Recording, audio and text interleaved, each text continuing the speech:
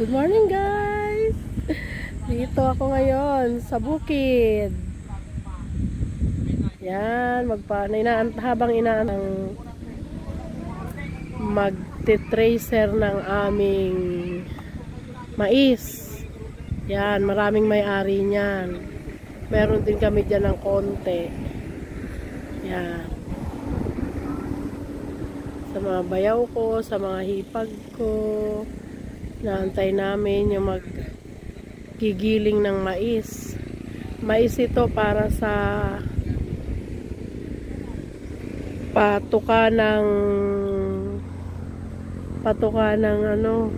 manok, pagkain ng baboy. Yan, dito yan sa bukid. Malawak ang bukirin dito sa sa kapitbahay namin ito na bukid. Yan, dito nagbilad, kaya dito rin papagiling ng mais. Inaantay namin. Wala pa, hindi pa dumating. Yan ang mga may-ari. Yan.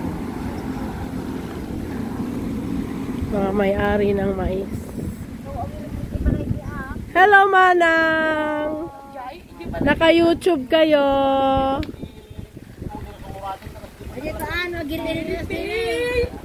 Mamaya. Oh, yan. Ang hangin, mahangin dito. Ito, puno ng mangga.